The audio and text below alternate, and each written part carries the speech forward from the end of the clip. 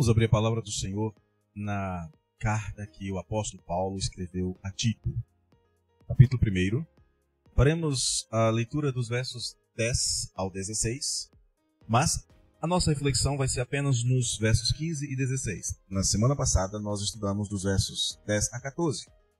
E hoje vamos dar continuidade, concluindo essa sessão. Vamos ler de maneira responsiva Tito, capítulo 1, versos 10 a 16. Paulo nos diz o seguinte: porque existem muitos insubordinados, pauradores frívolos e enganadores, especialmente os da circuncisão. É preciso fazê-los calar, porque andam pervertendo casas inteiras, ensinando o que não devem por torpe ganância. Foi mesmo dentre eles um seu profeta que disse: cretenses, sempre mentirosos, feras terríveis, ventres preguiçosos. Tal testemunho é exato. Portanto, repreende-os severamente para que sejam sadios. E não se ocupem com fábulas judaicas, nem com mandamentos de homens desviados da verdade. Todas as coisas são puras para os puros, todavia para os impuros e descrentes nada é puro. Porque tanto a mente como a consciência dele estão corrompidas. No tocante a Deus, professam conhecê-lo. Entretanto, o negam por suas obras. É por isso que são abomináveis, desobedientes e reprovados para toda boa obra. Pai querido, nós lemos a Tua palavra. Mais uma vez te pedimos, te suplicamos, fala ao nosso coração. Induz o nosso coração, ó Deus, a amar a Tua palavra acima de qualquer outra coisa e a buscar colocá-la em prática acima de qualquer outra lei. Dá-nos prazer na Sua palavra. É desejo do nosso coração. É o nosso pedido humilde, em nome de Jesus. Amém. Paulo vem advertindo o pastor Tito, seu discípulo, sobre como ele deveria cuidar da igreja em Creta. E ele traz alguns ensinos, entre eles está o de que existem coisas com as quais a igreja jamais pode fazer qualquer espécie de aliança. Jamais pode fazer qualquer concessão. Isso me lembra as palavras de Jesus, que ensina que o joio e o trigo estarão presentes na igreja. E que o joio e o trigo permanecerão juntos durante o período em que ambos estarão crescendo. E que há um tempo em que arrancá-los pode causar danos à plantação por causa da confusão, porque por um certo tempo joio e trigo são muito parecidos. Ou ainda porque as raízes do joio estão entremeadas junto com as raízes do trigo, e se você tentar arrancar uma, você perde. Eu sei que essa verdade é uma verdade presente na igreja. E quando o joio está presente na igreja, ele faz questão de ser parecido com o trigo. Ele se esforça para ter aparência de piedade, porque não tem substância, precisa se esforçar. E pode até se desenvolver mais rapidamente, uma coisa que é comum às ervas daninhas. Toda plantação você vai ver que erva daninha cresce mais rápido do que aquilo que você está plantando. E quando o joio cresce, suas raízes se misturam com o trigo na igreja através de laços como amizade, parentesco e outros tipos de relacionamento. Mas mesmo com essa mistura, joio vai ser sempre joio. Joio nunca vai deixar de ser joio. E é possível um dia perceber a diferença. Quando? Quando ambos começarem a produzir sementes. A do joio é leve, é esvoaçante. Ela engana o incauto com sua aparência, até que ele é cortado e queimado. Para que o trigo, então, com as suas hastes arqueadas pelos grãos cheios e pesados, seja colhido e levado para o celeiro e alimente ao que tem fome. Essa comparação ela pode ser evidenciada também pelo ensino de Jesus sobre a árvore e os seus frutos. Ninguém precisa plantar ou regar um espinheiro. Ele vai nascer, ele vai crescer. E se ele for deixado à vontade, ele vai sufocar as outras plantas. Não tem um problema, o espinheiro não produz fruto, só produz espinhos. Jesus disse que não se colhe uva de um espinheiro, nem figos de abrolhos, nem Deus sente.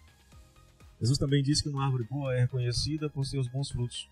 Assim como um justo é reconhecido por sua fidelidade. Do mesmo modo, uma árvore má é conhecida por produzir maus frutos ou por sua improdutividade, como no caso da figueira estéril, porque essa é a sua natureza. Ele não pode ser diferente. E a igreja, então, deve estar vigilante quanto a isso. E o tema de Paulo, ao escrever para Tito, é o perigo, os perigos com que Tito teria que lidar e a igreja seria atacada nos seus dias. No verso 1, aliás, no verso 15, o primeiro que nós vamos refletir, Paulo diz assim, olha, Tito, todas as coisas são puras para os puros, todavia para os impuros e descrentes nada é puro, porque tanto a mente como a consciência deles estão corrompidas. Vamos tentar entender esse versículo, vamos buscar o entendimento desse versículo. Jesus faz uma diferenciação muito clara entre as pessoas. Sempre foi assim. Para Jesus só existe dois tipos de pessoas. Por exemplo, ele fala de joio e trigo. Não existe um terceiro elemento. Jesus também fala de luz e trevas. Não existe um tom de cinza. Jesus também fala de árvores. Elas são produtivas ou improdutivas? Boas ou más? Devem ser cuidadas ou podadas? E ao escrever para Tito, Paulo adverte sobre o perigo dos tais tons de cinza.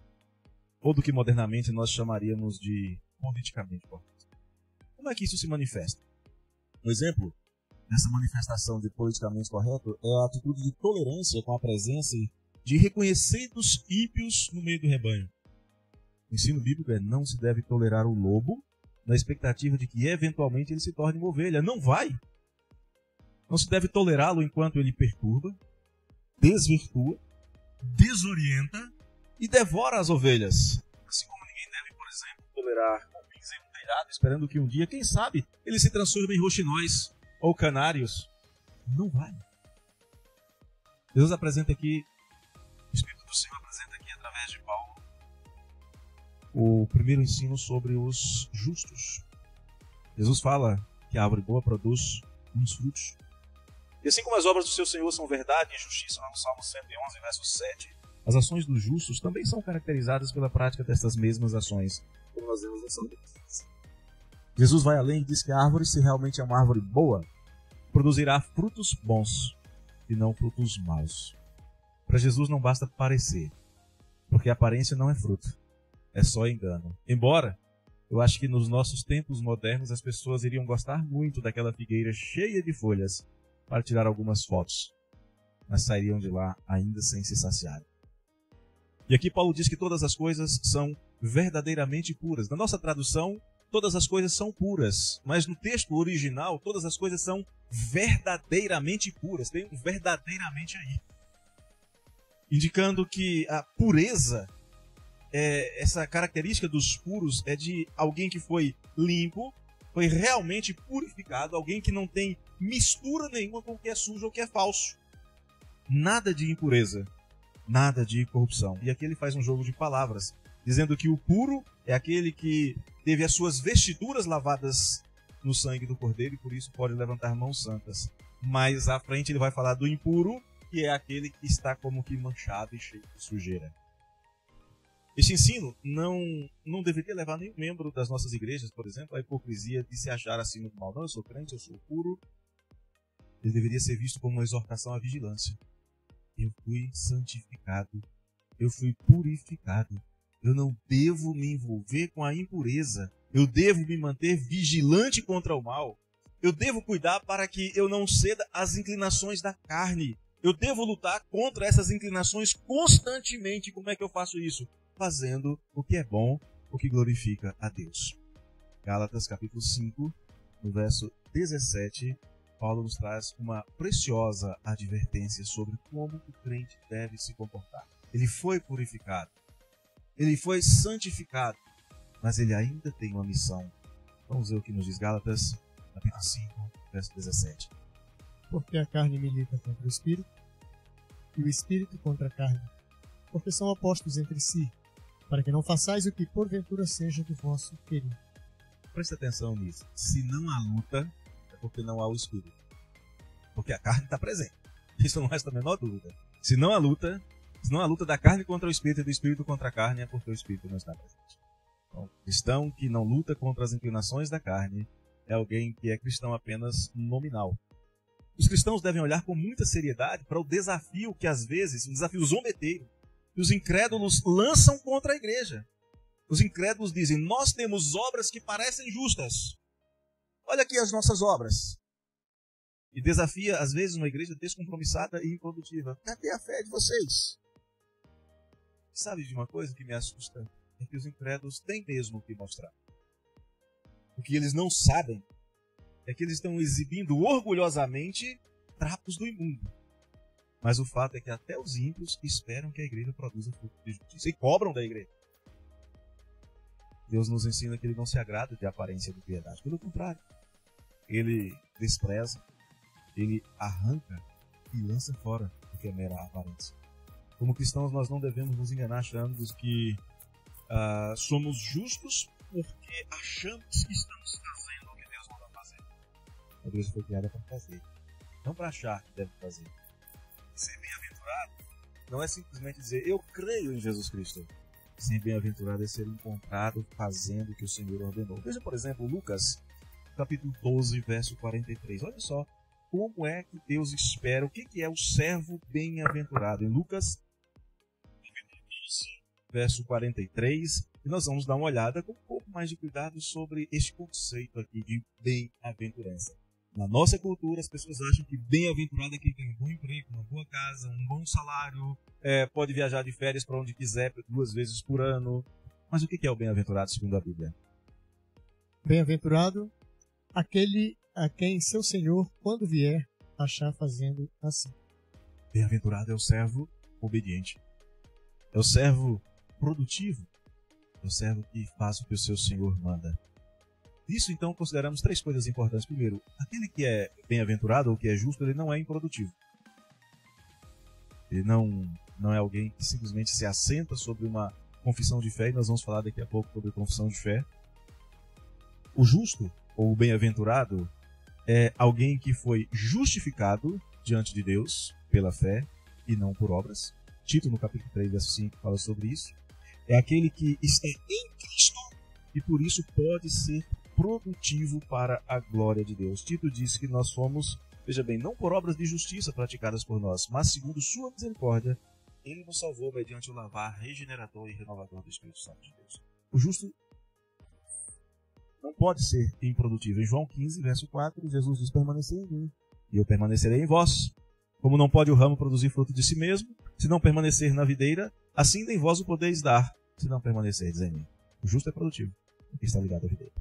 Segundo, o justo produz justiça. O justo produz bons frutos. O resultado de estar ligado a Cristo é fazer parte de um povo que é zeloso de boas obras, porque foi feito para realizar as boas obras e não porque eventualmente fosse capaz de fazê-las. Ele foi feito para fazê-las. E terceiro, o justo produz justiça abundantemente. Por estar ligado a Cristo, o justo produz de maneira abundante. 1 Coríntios, capítulo 15, verso 58. Por que ele produz abundantemente? Porque a fonte do seu vigor é Cristo. A ação de Deus no crente faz com que ele produza abundantemente para a glória de Deus. E isso vai evidenciar a presença do Espírito Santo em sua vida. 1 Coríntios 15, 58. Vamos ler este verso da palavra do Senhor nosso Deus.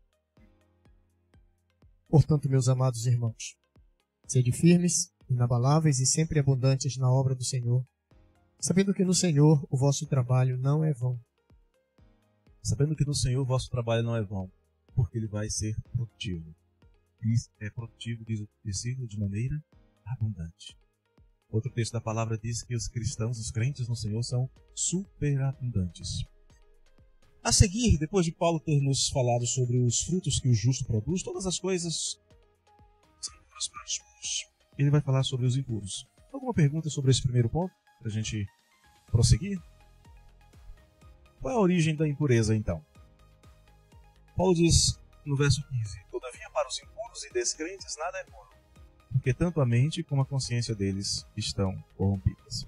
Paulo faz uma espécie de trocadilho. Ele chama os puros como aquele que não tem mancha, a palavra é kataróis, e chama os impuros e descrentes daqueles que estão manchados e sujos. Impuros e descrentes aqui não são 2 categorias de pessoas. São impuros e também descrentes. Paulo diz que os impuros são, inversamente, ele está dizendo que os descrentes, que todos os descrentes são impuros. A palavra para impuro aqui significa manchado, sujo, contaminado, corrompido. O sentido pode ser de contaminação cerimonial ou espiritual, pode ser de sujeira física, mas também é de corrupção moral. A nossa tradução poderia tranquilamente ser: todavia para os incrédulos corruptos. Pode ser, não mudaria o sentido. Para eles, coisa nenhuma, absolutamente nada é puro. Não é que as coisas que o Senhor Deus nos deu para usarmos, elas sejam impuras em si mesmas, embora estejam manchadas, marcadas pelo pecado, pela queda. Na verdade, aqui trata-se da ausência de um olhar santificado. Tudo para o que o impuro olha está manchado. Aqui trata-se da falta de uma intenção santificada. Trata-se da falta de uma motivação santificada. Tudo em que se envolvem, tudo que veem, tudo que tocam está efetivamente manchado pelo pecado. Talvez para ilustrar isso seja bom lembrar o que aconteceu no Brasil em 2020. Nós vivemos uma verdadeira histeria. E me lembro que se alguém espirrasse em algum lugar, em um ônibus, por exemplo, né, o ônibus tinha que ser totalmente desinfetado. Vocês lembram disso? Você lembra que quando você ia pagar uma conta, pagar um abastecimento, por exemplo, o rapaz atrás de uma máscara esticava o braço uma certa distância e você esticava a sua mão também para poder passar o cartão? Você não podia tocar na máquina, nem ele tocava no seu cartão. Você lembra disso? Vocês se lembram disso? Essa histeria, né, que beirou o ridículo fez com que pessoas se abraçassem envoltas em bolhas de plástico. Medo de contaminação. Em direito, existe uma teoria chamada de teoria da fonte contaminada. Qual é a ideia? Se uma ação tem uma origem ilícita, tudo o que decorrer dela também é considerado ilegal. Encontramos esse conceito nas Escrituras também. Jesus disse que uma árvore má não pode produzir bons frutos. O homem mau tira o quê do mau tesouro do seu coração? Coisas más. É óbvio, se é um mau tesouro, se é um mau coração, se é um homem mau, o que ele vai tirar? Coisas más. O ímpio vai tirar o quê das suas mãos? Impiedade. A conclusão inevitável aqui é que se a origem da ação de uma pessoa é um coração não regenerado, não santificado, enganoso e desesperadamente corrupto, todas as coisas que sairão dali serão inteiramente corruptas e depravadas. Se não é um coração santificado, se não é uma vida santificada, o que vai sair é depravação. Paulo diz que estas pessoas, que ele chama de impuros e descrentes, impuros e também descrentes, diz que tem a sua mente e a sua consciência corrompidas. Mente significa razão, raciocínio, capacidade de discernimento da verdade. Trata dos poderes superiores da alma que capacitam o homem a perceber as coisas como elas são. Mas uma mente corrompida pela impiedade, pelo efeito do pecado, não consegue discernir as coisas de Deus. Não consegue reconhecer a bondade de Deus e não aprende a odiar o que é mal. Já uma consciência corrompida tem ligação com a questão moral, com a capacidade de diferenciar o que é bom do que é mal. Com a compulsão para fazer uma coisa ou outra. Uma consciência corrompida, manchada, contaminada, vai sempre se inclinar para o mal. Como aconteceu, por exemplo, com Caim. Como aconteceu com os homens nos dias de Noé. Mesmo que tenham as melhores orientações. Mesmo que tenham orientações vindas das melhores fontes. Quem foi que orientou Caim a não pecar? Vamos ver em Gênesis, capítulo 4, verso 7. Olha a fonte de orientação para Caim, quando ele estava irado em seu coração, deixando seu coração tomar de ira pecaminosa. Se procederes bem, não é certo que serás aceito? Se todavia procederes mal, eis que o pecado jaz à porta.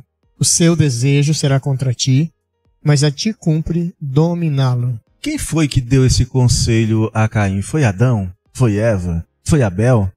Quem deu esse conselho para Adão? Para Caim? O próprio Senhor. Hoje em dia, alguns talvez dizem assim, mas se Deus falasse como falava antes, através de sinais e etc., talvez as pessoas hoje mudassem. Jesus disse que isso não aconteceria. Basta ler, por exemplo, a parábola do rico e de Lázaro, para perceber que não, elas não mudariam. Eles têm a palavra de Deus, de Jesus, e não a atendem. Jesus diz lá, eles têm a lei e os profetas. Eles não vão atender nem mesmo que alguém saia daqui e vá lá. Nada vai mudar a inclinação pecaminosa dos seus corações, porque são impuros e descrentes, porque a sua mente e a sua consciência estão corrompidas. Veja bem, esse é o perigo que ameaça a igreja.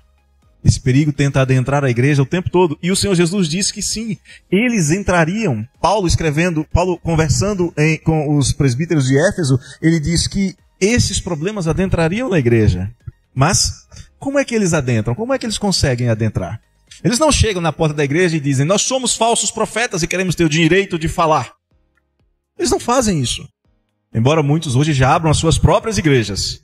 Mas como é que eles adentram? Verso 16. No tocante a Deus, professam conhecê-lo. Entretanto, o negam por suas obras. É por isso que são abomináveis, desobedientes e reprovados para toda boa obra.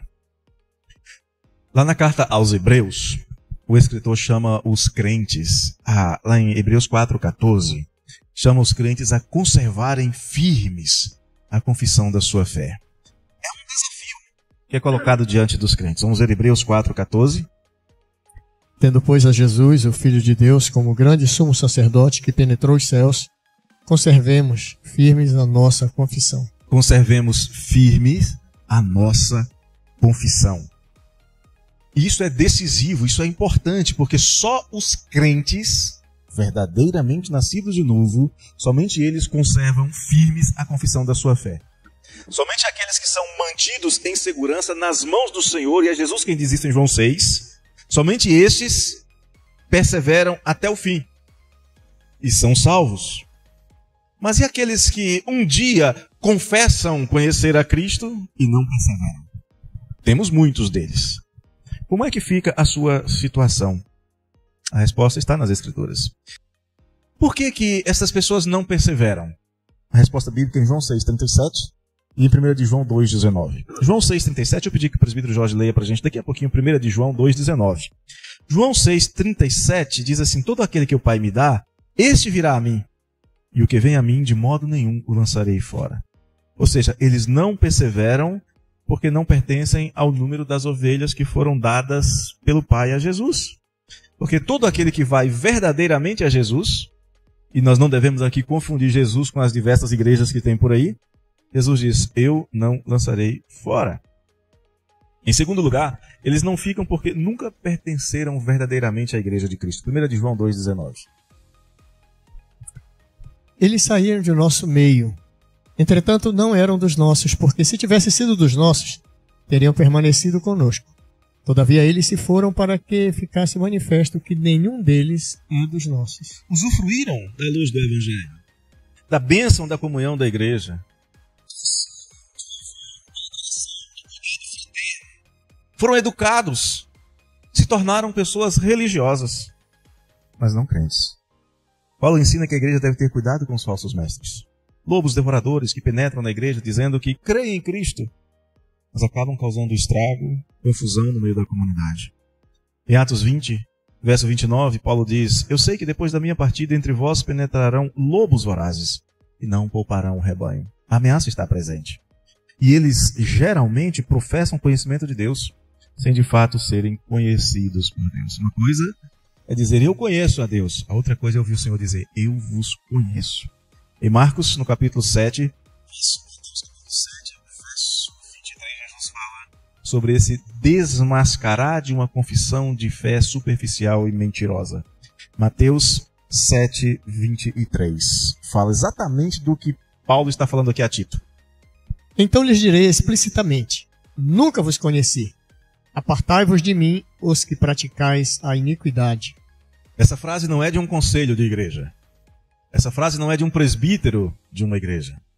Essa frase não é de um pastor de uma igreja. Essa frase é do pastor da igreja, do supremo pastor. Então essa falsa confissão, ela sempre vai trazer problema. E vai trazer dois tipos de problemas. O primeiro é individual. É um dano que a falsa confissão de fé vai causar no próprio incrédulo. Porque vai fazer com que ele viva com uma falsa esperança, confiante na sua vida religiosa, nas suas obras, sem, no entanto, conhecer a Deus ou ser conhecido por Ele. No último dia, que terrível decepção. Ouvido do Senhor: nunca vos conheci. E por quê? Porque praticais a iniquidade. As suas obras são más, porque o seu coração é mau. Paulo diz que mesmo um falso crente é capaz de confessar publicamente. Aqui, Paulo fala que eles confessam.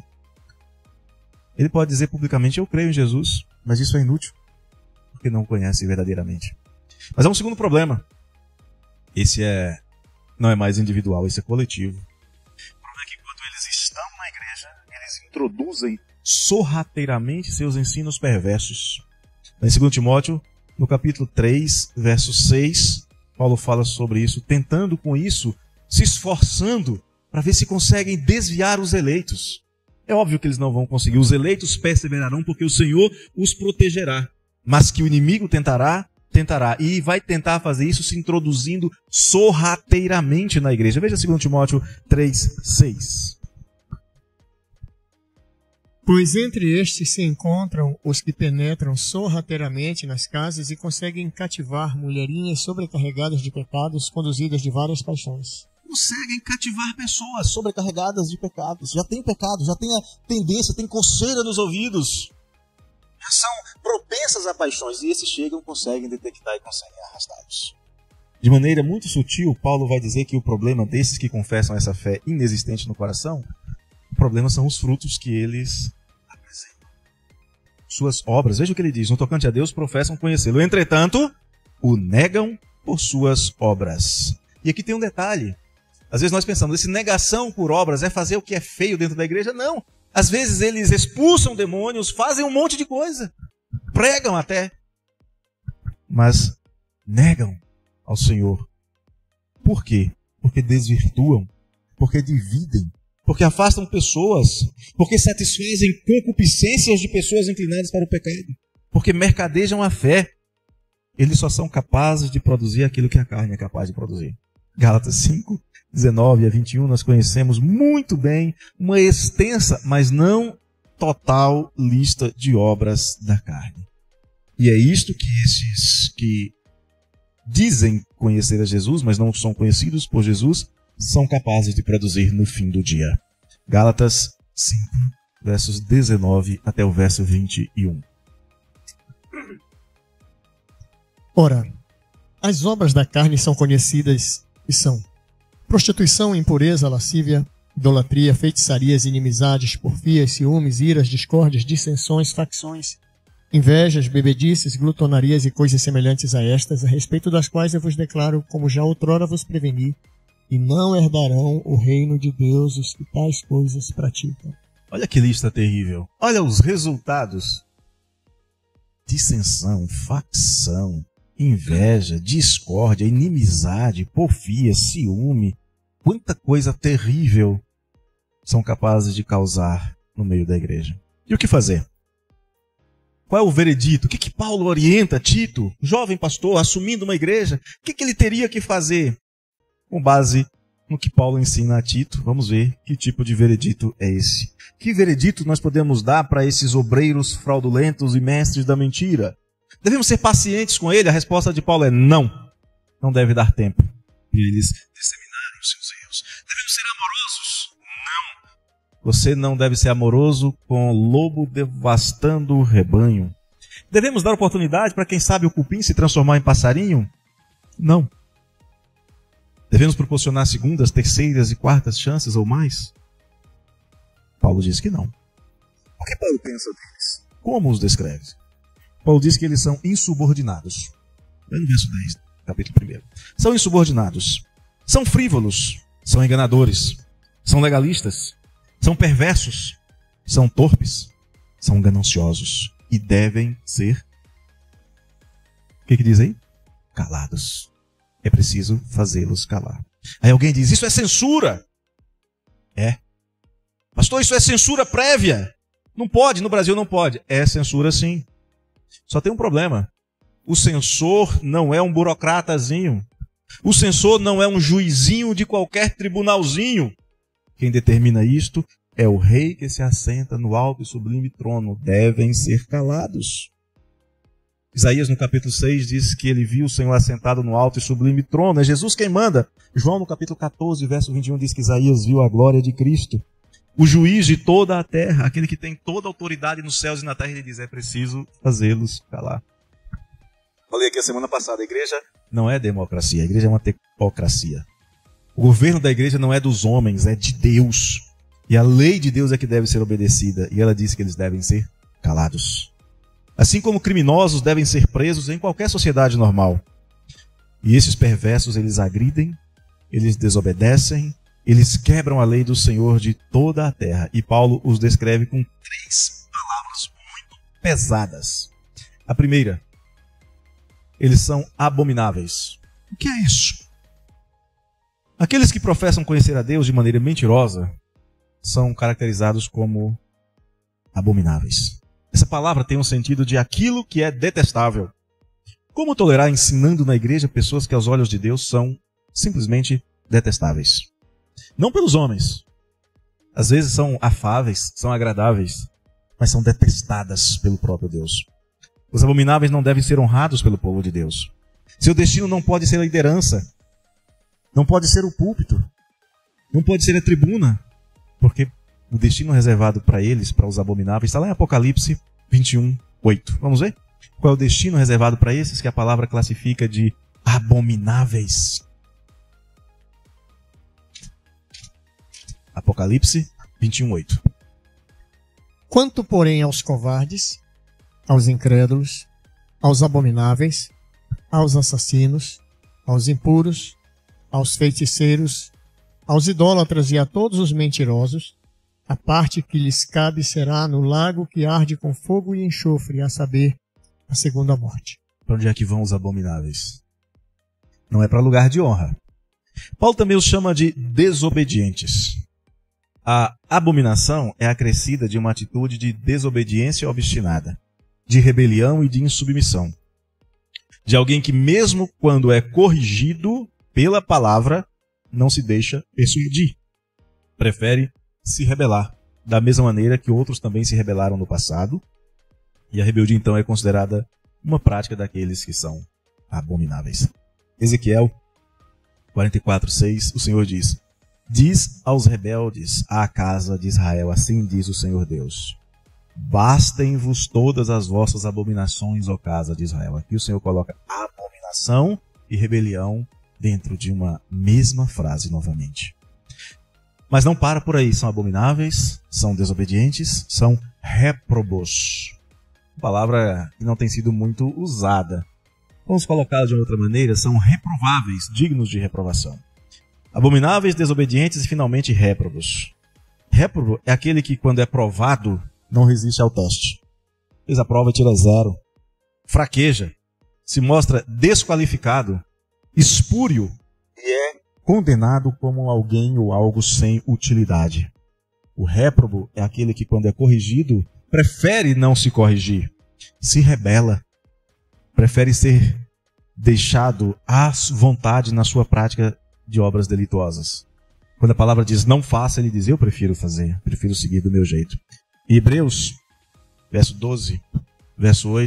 capítulo 12, verso 8, nos diz como é que os réprobos pensam. O que eles gostam? Hebreus 12, 8. Mas, se estáis sem correção, de que todos se têm tornado participantes, logo sois bastardos e não filhos. Os réprobos são bastardos. Não são filhos de Deus. São filhos da ira e não filhos do seu amor. Vamos concluir.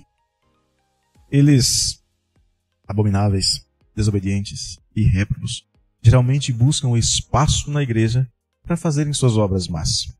Seu coração pode ser tão enganoso, mas tão enganoso, que esconde a corrupção embaixo de boas intenções, de religiosidade, e sabe de uma coisa? Até de sinceridade. É isso mesmo. Muitos que praticam suas más obras acreditam sinceramente que o que fazem é o que Deus quer. Quer ver um exemplo?